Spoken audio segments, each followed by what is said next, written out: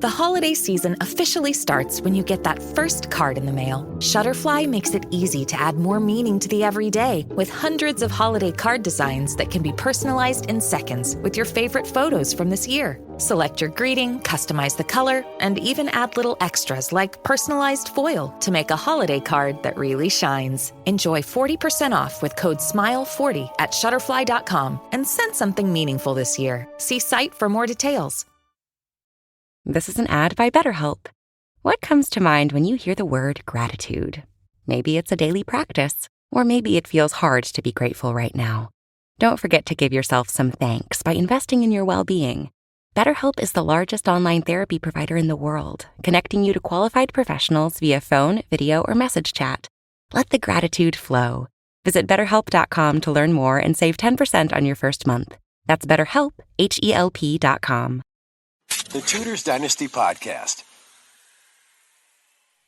Hello and welcome back to the show. I'm your host, Rebecca Larson, and today I'm very pleased to welcome back once again Sylvia to the show. Sylvia, welcome. Welcome, and thank you for having me again. Well, it's always a pleasure, and I probably should say your full name, Sylvia Barbara Soberton. Yes.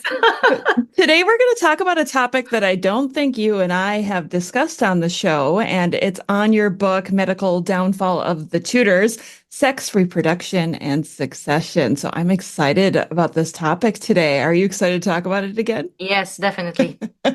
Well, this is an interesting topic, and I feel like there's always so many questions, but let's just kind of get into it and begin with what inspired you to do this topic. Mm-hmm. So it sounded to me like an obvious title for the book because the Tudors died out as a result of not having a direct male heir who would succeed Elizabeth I. And I thought it's such an interesting angle to look at their at the whole dynasty through the lens of their health, their medical records, and the pregnancies of the Tudor queens. So I thought it was a nice, new, fresh perspective on the Tudors. Although, interesting thing is that the Tudors were not the only dynasty in the 16th century that died out as a result of not having a direct male heir. For example, the Valois in France also didn't have male heirs to succeed them. The Jagiellonians in Poland. So very interesting that huge dynasties that existed for the Tudors existed for 103 years, so not that long, but it's obviously not a great thing for them that the dynasty ended without a male heir to carry their legacy into the next generation. Yes, yeah. And before somebody's going to comment, and I know you just misspoke when you said 103 years, but I think it was actually 118 years. Okay. That there, because perhaps I got because Elizabeth I died in 1603, and maybe that's where I got. Yeah. I'm not very good at mathematician. Not very good mathematician. So I'm being proactive because I know how finicky sometimes the listeners can be, and they'll jump on that right away. So okay. We'll set that aside now. On a recent podcast with Dr. Emma, we talked about poisoning, and I'm not sure if I listened to that. Yeah. Okay, I was going to say, and that's something that you touch base on in your book as well. And if you don't mind, I would like to start there, maybe with Katherine of Aragon, because you write about that in your book as well. Mm-hmm. So do we start with Katherine or do we start with poisons? Well, let's start with poisons. We'll get to Katherine, right? Okay. What did you learn in your research about poisons in the Tudor period? Okay, so I've learned that at least two Tudor heirs, two Tudor men, were said to have been poisoned. So one of the most prominent cases, I guess, would be Edward VI. So Henry VIII's male heir. He succeeded the throne as a 9-year-old boy in 1547, died, I think he was 15, in 1553. And Edward died, it was said, of tuberculosis. And today you will read that in many books, many historical books, that he died of tuberculosis. That was also called consumption back in the Tudor period. That was anyway the understanding of his contemporaries. But the symptoms that Edward had confused his doctors. They didn't really know what was happening, because tuberculosis usually means that you cough with this dry, hoarse cough, and that you spit out blood and other matter. And Edward had that in the beginning, but then later he started displaying these strange symptoms, like his limbs were swollen, his hair started to fall, his fingernails started to fall out. He had those discolored fingernails, and he was all swelled up. Sores were appearing on his body. So those were not consistent with tuberculosis. And rumors started to appear that he was poisoned. And also, when Henry Fitzroy, Henry VIII's illegitimate son, died unexpectedly in 1536, it was said that he displayed the same symptoms as Edward VI. With Edward, we are lucky because the imperial ambassador reported everything, reported how Edward felt, what were his symptoms. He reported exactly from the beginning of the disease until the end. So from April until July, we know quite a lot about Edward's last illness. With Fitzroy, we don't have as much information. We just know that he died from rapid tuberculosis, something like that. So it was also said that tuberculosis was his diagnosis, but because he died so quickly, unexpectedly, and his funeral was also quite hushed up, a quick thing. So rumors appeared that Edward VI and Fitzroy suffered from the same illness. And with Fitzroy, there were rumors of poisoning as well. And Fitzroy died in July. I think it was 22nd, 23rd July, 1536. And the rumors suggested that he was poisoned by Anne Boleyn and her brother. Now, Anne Boleyn, of course, she was executed on 19th of May. So it was not possible for her to administer poison. But people at that time believed that a slow-working poison could have been administered and cause damage to the health over time. So it was not entirely unreasonable for people to assume that Fitzroy was poisoned.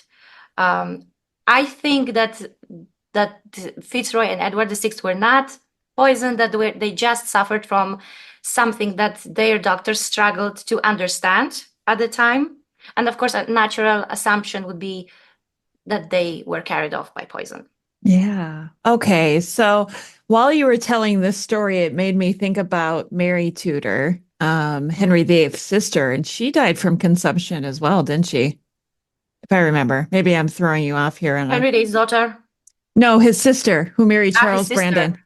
Yeah, we don't really know what she died of. I was researching like every member of the Tudor dynasty, including Henry VIII's sisters, and I couldn't find any like firm information about the cause of death of Mary Tudor, Henry VIII's sister. Okay. I think she was depicted as dying of tuberculosis in the Tudors. So maybe that's probably where I'm confusing it.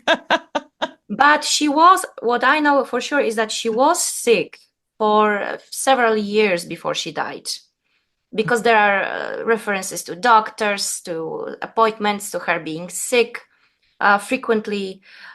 So she may have died of tuberculosis, but we don't really know what carried her off. It could have been anything, basically. Okay. Well, and of course, I in my conspiratorial head like to think Edward VI was poisoned by John Dudley. Oh, because you don't like Dudley too much, right? Do you? No, I don't. Well, That's not a secret at this point. It is not a secret. I should just have a T-shirt made that says "I do not like John Dudley." You probably should. That's a great idea, Rebecca. It is. Well, it just kind of played right into what I would perceive as his plan. Edward VI died, and look, his daughter-in-law is the heir. His son becomes queen. His son becomes king. He's royalty now. How convenient. How convenient. And, and then on the flip side, I have to think of Henry Fitzroy possibly being poisoned by the Seymours, too. So it could go any direction, really. I won't be completely biased. Okay. I mean, if you like a little conspiracy theory, then yes, of course. And of course, it must be said that when the rumors proliferated, it was said that John Dudley used poison against Edward VI, because, of course, his son was the husband of Jane Grey, who became queen. But really, I think, John Dudley was highly unpopular because he monopolized power. But I don't think it was in his best interest to poison the king at the age of 15. Why would he do that? I don't think so. But, a little conspiracy theory is always something interesting and good to ponder a little bit. This is why we love the Tudors. It's all the drama, right? Right. Exactly. So we have Edward VI possibly poisoned, Henry Fitzroy possibly poisoned. Who do you want to talk about next? Oh, and when you mentioned Katherine of Aragon earlier, I was like, why would you mention Katherine? And then I'm more like, of course, there were rumors that she was poisoned as well. Yes. Yeah, there were rumors, yes, that she was poisoned. And many people at the time seemed to actually believe it. So Chapuis, for example, Eustace Chapuis, the imperial ambassador, Catherine's great friend, staunch supporter, he believed that she was poisoned. But I think it's not very reasonable to think so, because Catherine, if Henry VIII wanted to poison Catherine, or Anne Boleyn wanted to poison her, it was in their best interest to do that earlier, when the divorce case was dragging on, and it was such a public embarrassment, international embarrassment, how long that divorce case lasted. It didn't make really much sense to poison Catherine at that point, when she was already banished. Her marriage to the king was annulled. She was, from many points of view, inconsequential, not important anymore. An ex-queen in exile, dowager princess of Wales. So I don't think it was, profitable for them to poison her. And that's why I think she died of natural causes. Although the exact cause of her death also remains undiagnosed, because of course we can't diagnose someone who died 500 years ago. We can just look at their symptoms and see if it looks like something we may be familiar with today. But with Catherine, it's really like her illness was so quick, so swift, and I'm not surprised that rumors proliferated that she was poisoned, because she fell ill in December, and in January she was already dead. So it was about a month. It lasted about a month, and Chapuis believed that she would recover, because when he came to visit her, she recovered a little bit. Then when he was leaving her, she was like looking on the mend, and then when he was making his way towards London, she died, and he was informed while he traveled to London, and he was very much surprised. As many people, I'm sure, were at the time, because she wasn't that old. She was in her 50s. She wasn't that ill. So whatever carried her off to her grave must have been really something very, very fast. Perhaps an infection, perhaps, I don't know. I'm not surprised that people thought that it was poison. Well, and the fact, okay, so where do I go now? I found it really interesting in your book when you talked about how one of the points of conspiracy is that it was, I'm going to forget the title, a misunderstanding or translation of, was it candle maker? Ah, yeah. Let's talk about that, because I thought that was really interesting that you touched base on that, because we always talk about her heart being found black, and then we talk about who was present at the time of her autopsy, so to speak. So it was about 8 hours after her death, Henry VIII ordered post-mortem autopsy to learn the cause of Catherine's death. And Chapuis, who reported about it, and we know that because Chapuis wrote about it, otherwise we probably wouldn't have known. He was outraged that none of the members of Catherine's household were present, and he wrote that no one was allowed to be present, not even her confessor or physician, but only candle maker of the house and one servant and the companion of the one who opened her. So he was outraged that it was a candle maker. But, and that's important, Chapuis demonstrated that after 7 years at the Tudor court, he still sometimes had problems with English customs because the candle maker who performed the postmortem was no ordinary candle maker, but a member of the wax chandler's company. And their business originally included the making of torches, tapers, and candles, but they were also called in for embalming because the wax chandlers were a minor medical guild. And so Katherine was embalmed and served by the wax chandler, laid in her inhalet by the plumber, and then prepared for the burial. So it's not what it looks like at first glance when you read Chapuis's report. But yes, I was quite surprised that Chapuis, after 7 years, didn't know that. So he was outraged, but he shouldn't have been, because that was a normal practice in Tudor England. Yeah, it's funny how one little thing like that can take on a life of its own. I mean, centuries later, we're still talking about it like, oh, that's suspicious. Why was there? Yeah. Yeah, because it sounds so secretive, right? Like, why would she be opened by a candle maker? Why would he make an autopsy? Well, because that was customary. So not as secretive or insane as we might say. It doesn't sound so crazy. Yeah, I'm when still you actually, research it further. Yeah, and I'm glad that you did that. I'm still so confused about the whole black heart thing. Like, were you able to find any more information on what would cause a black heart? No, because a black heart could have been caused by many things. And, we know only this, that her heart was black. And that while she was ill, she couldn't retain any food. So she presumably had either diarrhea, vomits, or things like that. So it could have been caused by many illnesses. Chapuis, I think it was Chapuis who actually says that she drank Welsh beer, and that's when she became ill. So maybe she became infected, by yeast. Who knows? But I'm really not surprised, and I'm going to say that again, that people thought that it was poison, because the illness was so quick, and she made a recovery. So it looked suspicious to Chapuis. Of course, Chapuis was very quick to form conclusions, that, oh, yes, that was poison. But to be fair to Chapuis, Catherine's physician, Miguel de la Salle, also believed that she was poisoned. Based on the autopsy, what he saw, he believed she was poisoned, that it was not unreasonable to think that it was poison. So, people who were learned at the time, who knew their thing, who knew their field, like, physician, they believed that it was possible. Yeah. And certainly many people, repeated that gossip that she was poisoned by in an Italian poison, because of course the Italians were famous poisoners. Yeah. And those rumors circulated at the court of Charles V as well. So Henry VIII's ambassador had to say that it's not really the case, that she died because she was ill, not because she was poisoned. And I don't think that Charles believed it. I think if he believed it, he would have acted upon that belief and perhaps make war on England. But I don't think that he believed so.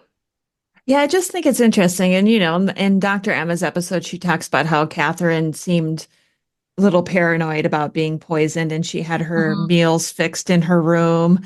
So there clearly was already rumors going around about her being poisoned. So that just kind of feeds into this story even more, doesn't it? Yes, she definitely believed she might be poisoned, because that was in the beginning of her banishment from court. She believed that Henry VIII, in order to marry Anne Boleyn and to legitimize that union with her, would poison Katherine or murder her or do whatever he would to just get rid of her. Because Katherine wasn't stupid, of course. As long as she was alive, Henry VIII was not able to marry another woman. So he did that anyway. And, he had two wives, basically. Yeah. Because, of course, the divorce, as we today know it, as we talked about in the episode when I was talking about my book, Marriage Tudor Style, that the divorce, in our understanding of the word, didn't really exist in Tudor England. Yeah, yeah. Well, I think this is the perfect transition to move to Anne Boleyn. Of course, Okay. everybody's favorite gateway queen when it Mm. comes to the Oh, yes. Tudors. You write a lot about her pregnancies, and I found it very fascinating. And let's just start with that, I guess. Let's talk about the 1534 pregnancy, because that's the one that's shrouded in the most mystery, right? Because we know Mhm. she had Elizabeth in 1533, Yes. and then she had this 1534 pregnancy that the medal was struck of Mhm. her, the only contemporary image that we definitely have of Anne Boleyn. Mhm. But what Yes. happened, right? That's the question. Let's Mhm. talk about that pregnancy and what you discovered in your research. Mhm. So Anne Boleyn gave birth to Elizabeth on 7th September 1533. And then in January of 1534, we have rumors that she's pregnant again. So she must have been early in her pregnancy, that those rumors were already proliferating.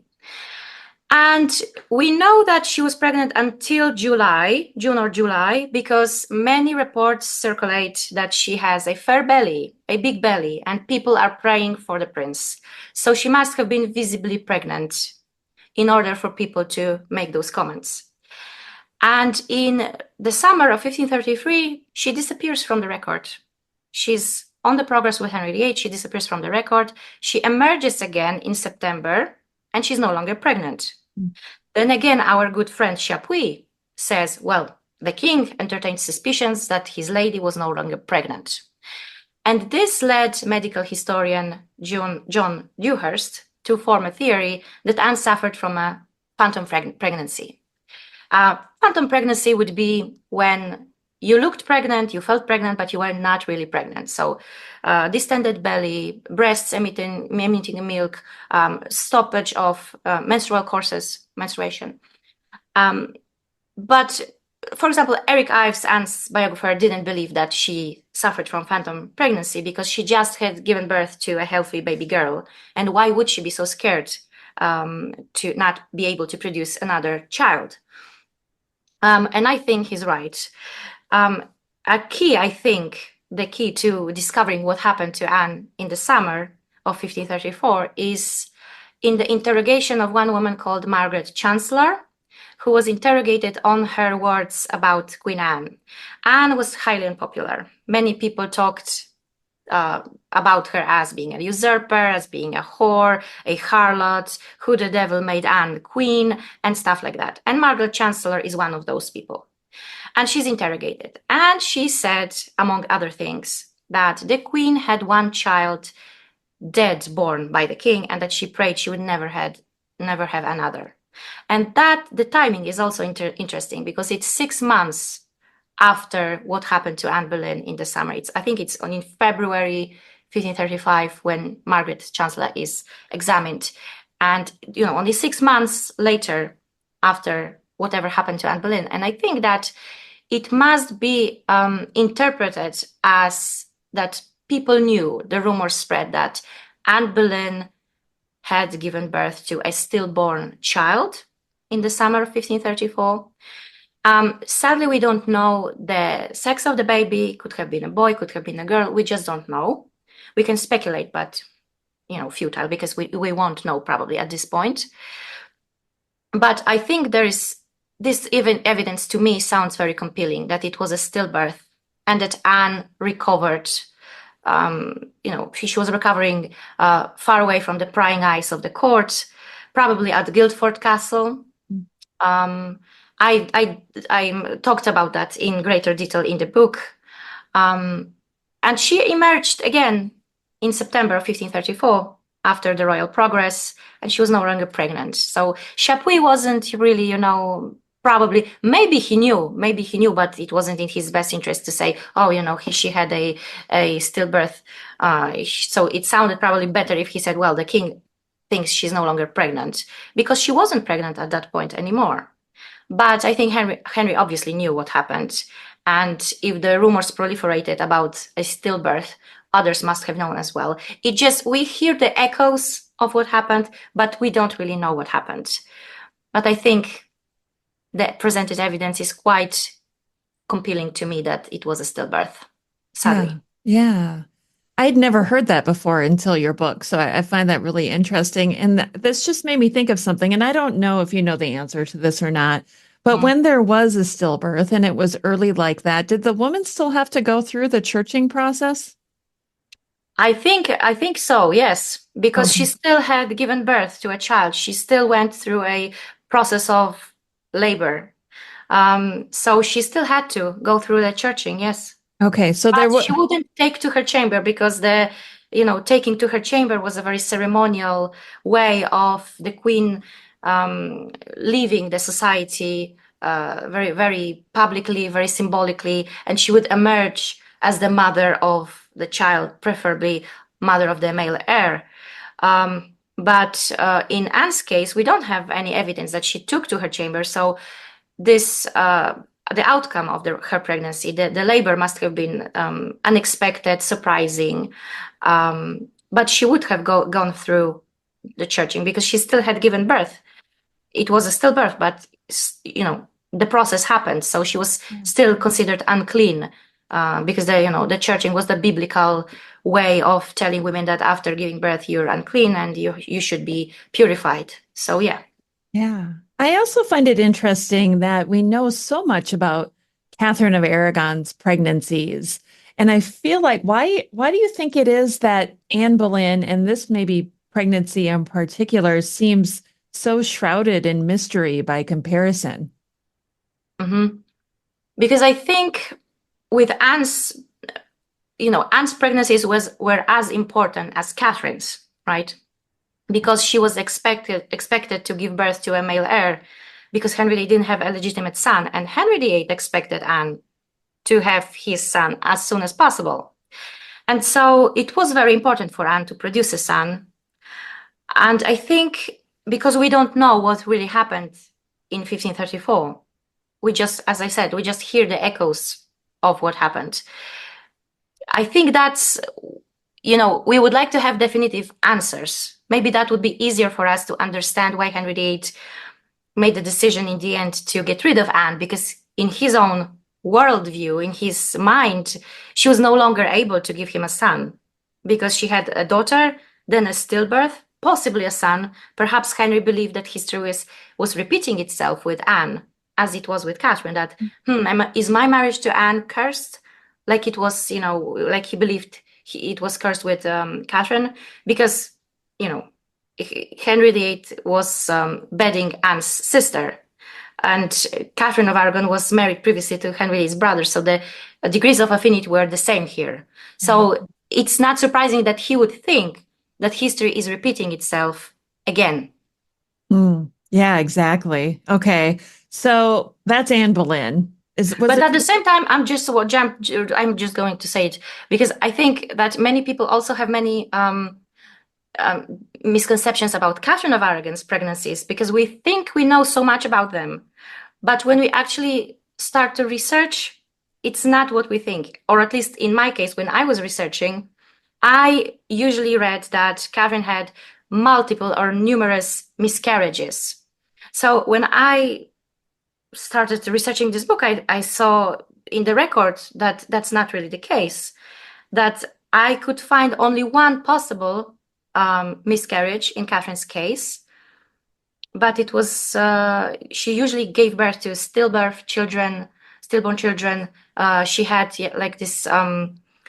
She was usually giving birth prematurely, like a month before her due date. So I think it's very interesting, and I think the narrative in Catherine's case also should be kind of rewritten, because she didn't suffer from numerous miscarriages. She had 3 stillbirths, 2 live births, and 1 possible miscarriage reported by, the pregnancy reported by Wolsey.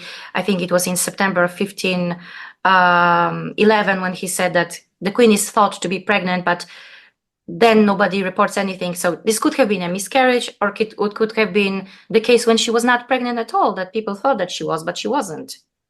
Yeah, this makes me wonder now, now that you mentioned that, when we talk about miscarriages and we talk about pregnancy in the Tudor era, pregnancies weren't usually determined until the child stirred within the mother's Mhm. womb, right? And I would suspect that most miscarriages would happen prior to that Yes. point. So I guess it's no wonder that maybe there isn't any Mhm. documentation of it.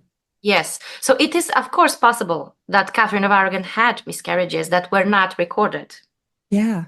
But I'm referring to the record that we have. So the 6 pregnancies that were mentioned on record, and based on that, we can't say that she had multiple miscarriages because the record says that she had stillbirths, that her children were dying as infants. So not really miscarriages, but I'm not surprised that this is said because, history was written until very recently by men, and men don't differentiate between a miscarriage or a stillbirth. Hmm. And to be fair to male historians who were writing in the past, people who were writing about it as it was happening also didn't often differentiate. So chroniclers, male writers, they would often say, "Oh, she had a miscarriage," or she had given birth to a dead child. That would be stillborn child.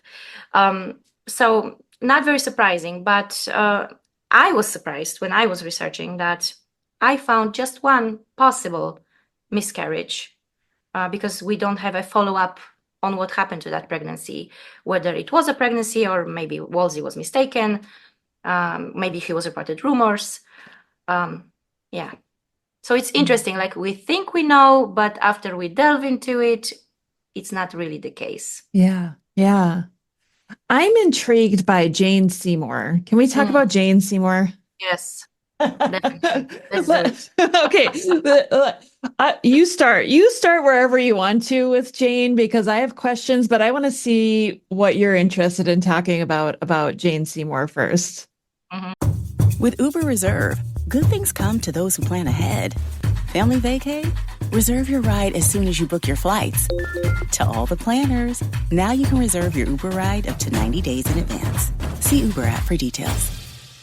Blinds.com is kicking off the savings early with Black Friday mega deals all month long.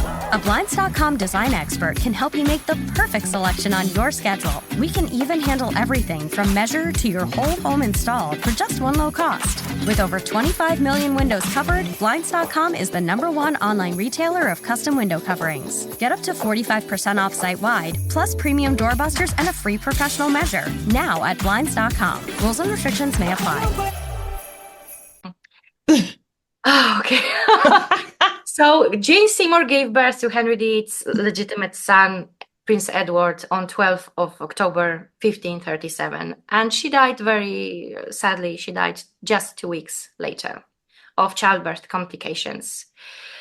And it was later said by Henry VIII's detractors, by people who wanted to, show him, depict him as this bloodthirsty monster, that he ordered Jane to be cut open. So he ordered a C-section, cesarean operation, so that he could save the child and not Jane. I don't care about the wife, just save my child.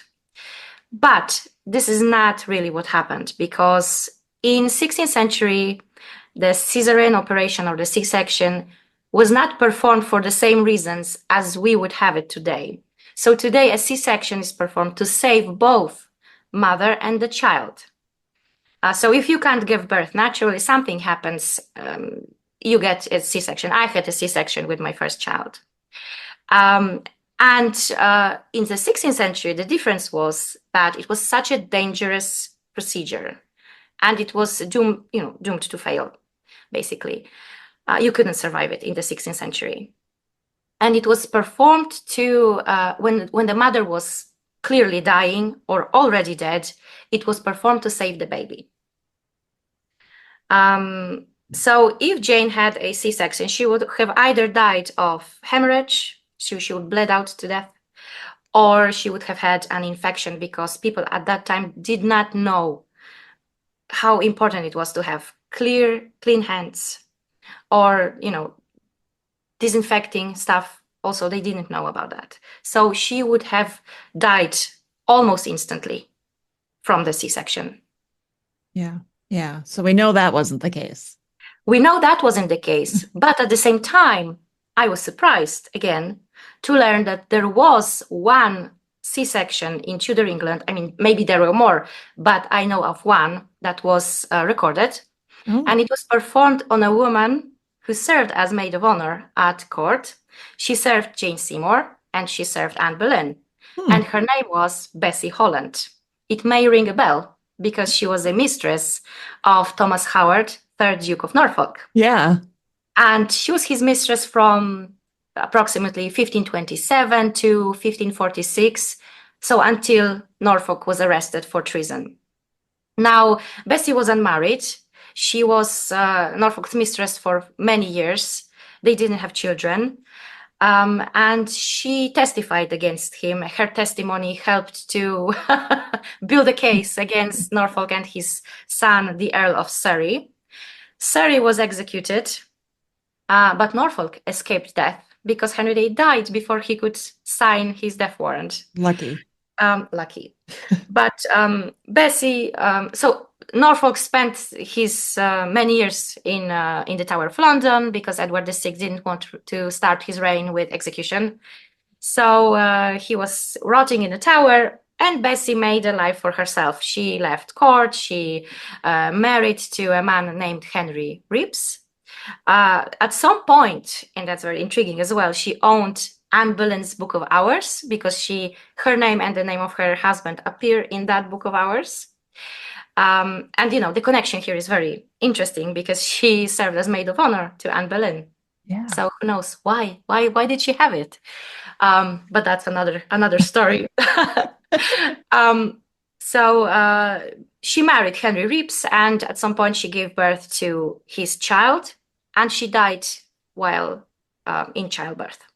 And we have a very detailed letter about what happened in her birthing chamber. She was cut open, as the letter says. And the physicians and the midwives that attended her, they were not of the same mind about the operation. One physician said it must be performed. Others said absolutely not, because it was so controversial, And she was allegedly dead when they were performing, or almost dead. It was clear that she wouldn't make it.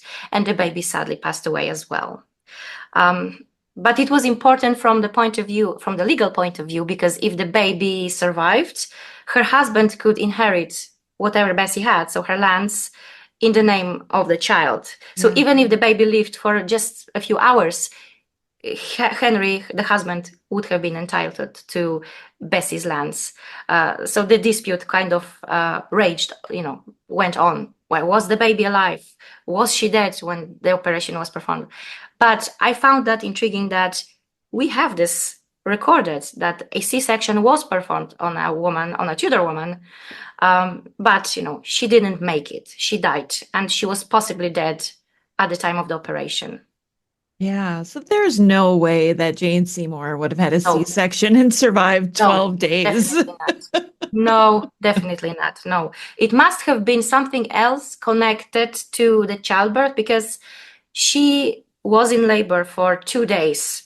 So that's a long time to be in labor. And it must have been a difficult labor. Later in Edward's life, it was said that he had one shoulder higher than the other. Oh. So that may be, perhaps that was the result of him being pulled out of Jane's body. But at the same time, it was also said that Edward Seymour, so Edward's uncle and Jane's brother, had also one shoulder higher than the other. So perhaps it was hereditary trait. So I think that, childbirth was so dangerous. I can't imagine Tudor woman laboring without painkillers, without modern knowledge about the germs and how dirty hands were dangerous for you when you were in labor, because, a midwife would often, insert her hand inside to feel where the child was lying, whether it was a breech position, whether the head was coming out or not.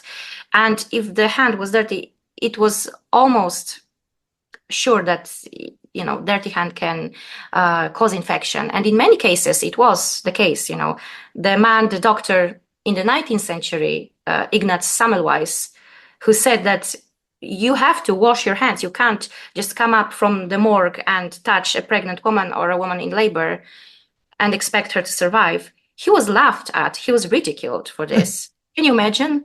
No. He was saying something that seems so obvious to us today, and he was ridiculed for it. Unbelievable. Yes. I just cannot wrap my head around, and I'm going to bring Katherine Parr into this conversation. Jane Seymour lasted for 12 days. 12 days. Katherine Parr lasted for like 5 days after giving birth. I'm not a doctor. I'm not a medical doctor. I guess I don't know any medical doctors to ask, but how can one woman die so quickly from childbed fever and one last so much longer?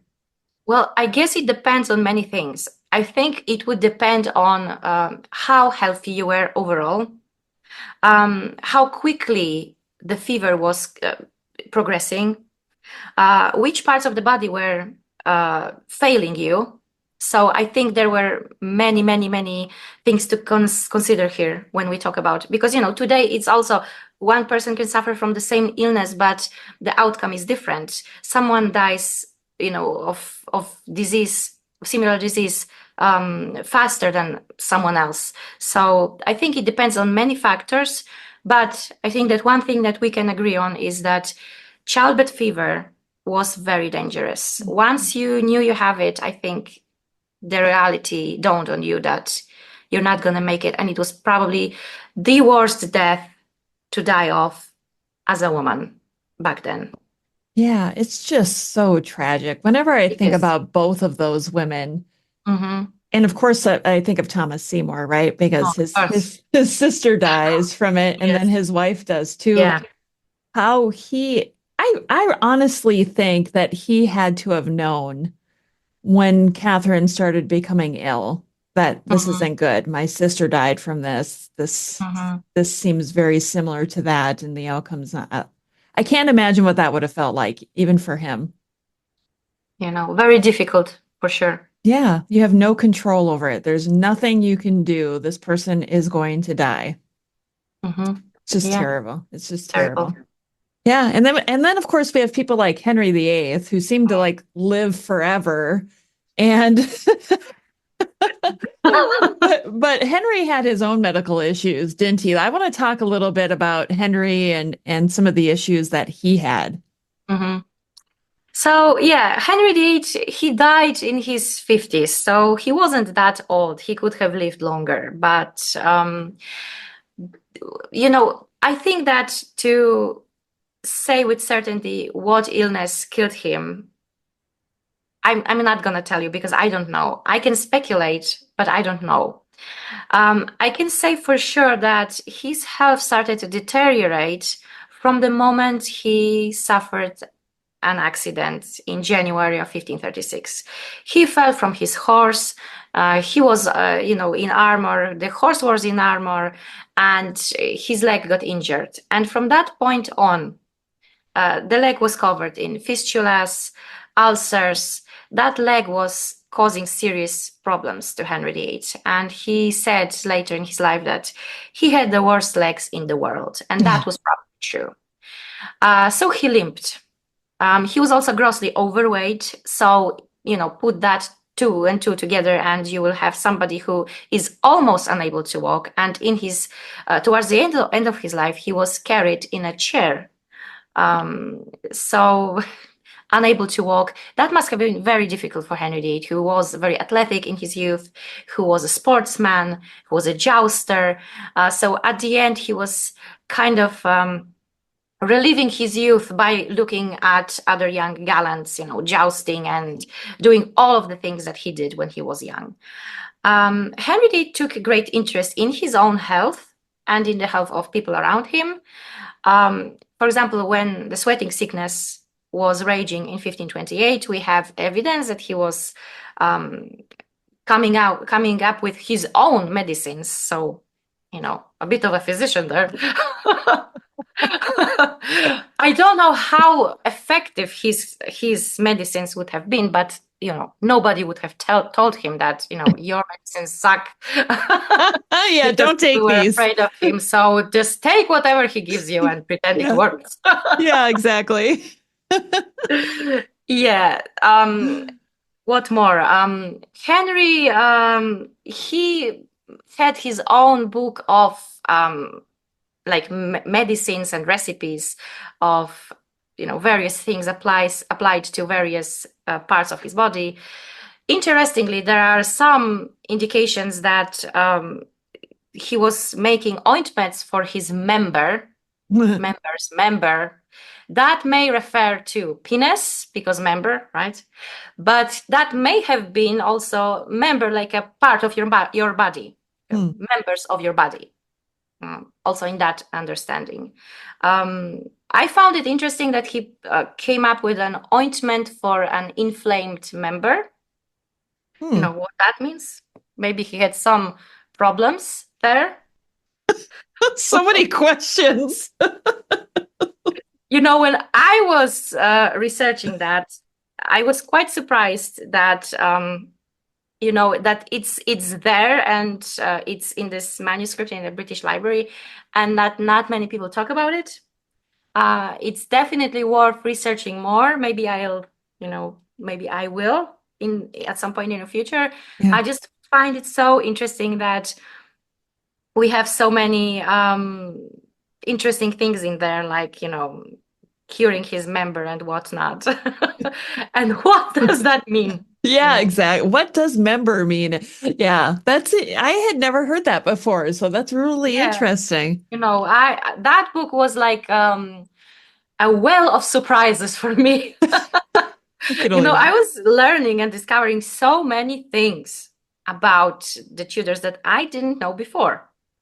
And it's really interesting to research their lives from the medical records, because it really gives you a whole other picture of who they were.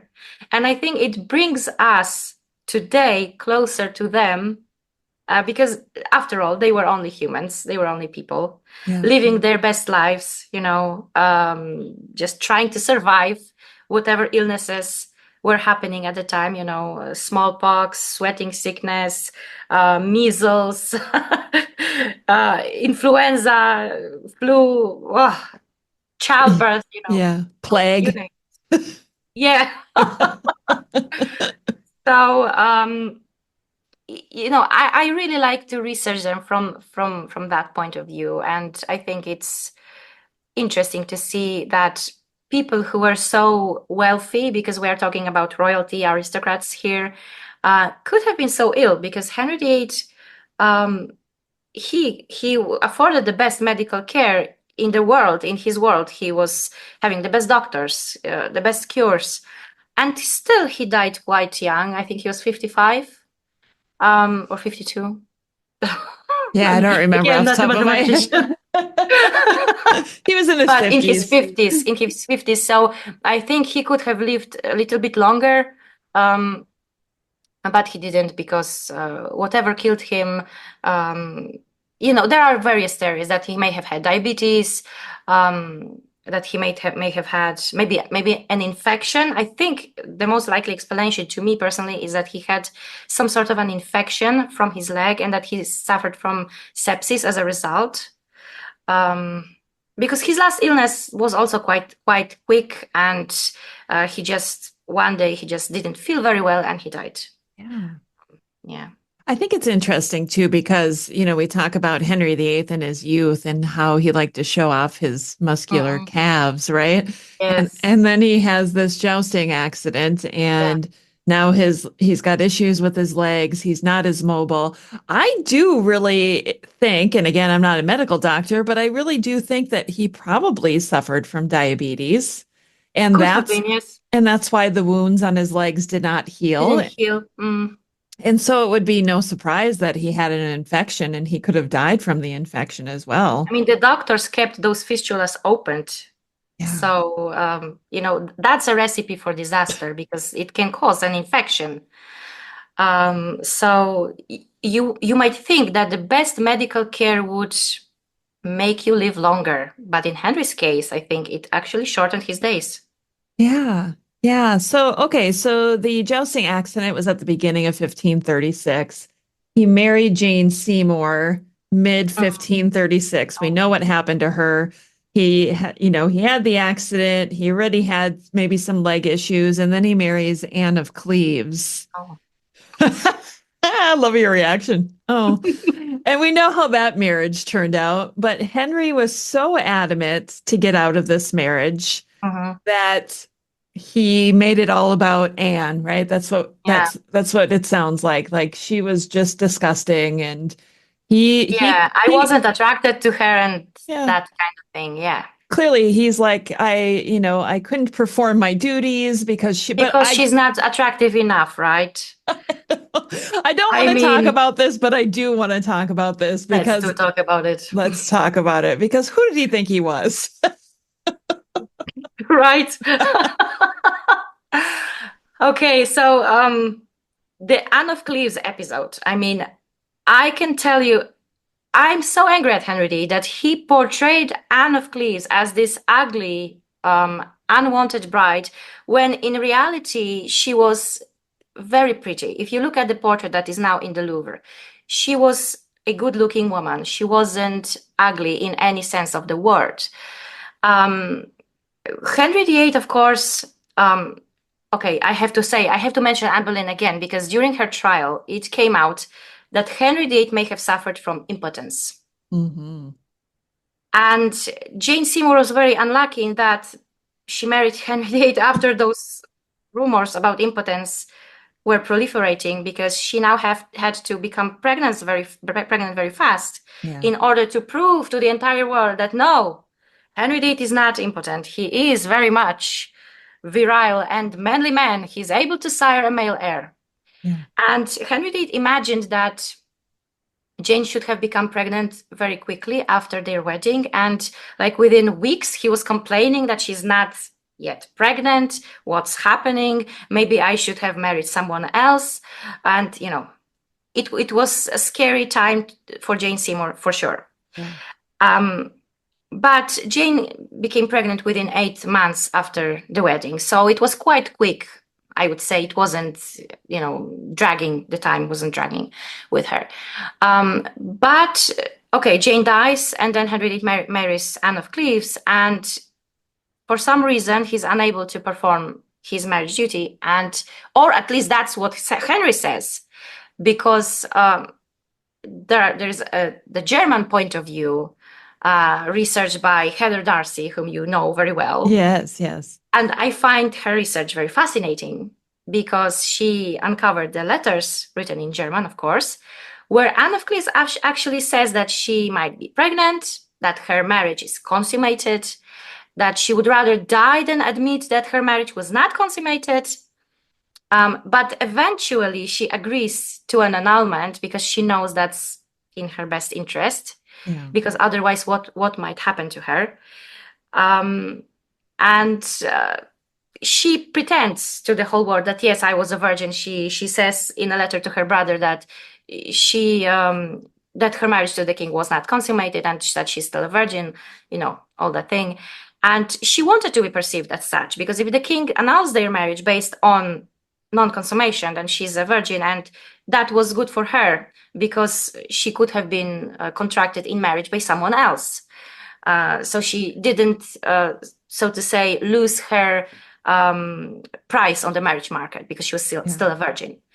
But, it's a question whether that was really the case, because if Henry VIII said that, well, I felt that I can't consummate the marriage, she's not attractive enough, and she says, yes, we slept together, we had sex, I think I'm pregnant, then somebody is lying here. Right. So is it Henry VIII who's lying? I'm not surprised to think, I don't think that it's surprising that he would have had erectile problems. I think at that point, his leg was, making him immobile. He wasn't able, perhaps, to perform his duties as a husband, but he didn't want it to be perceived as the guilty party. And he, tells his doctor, oh, I had wet dreams. I'm able to perform sex, just not with her, and stuff like that.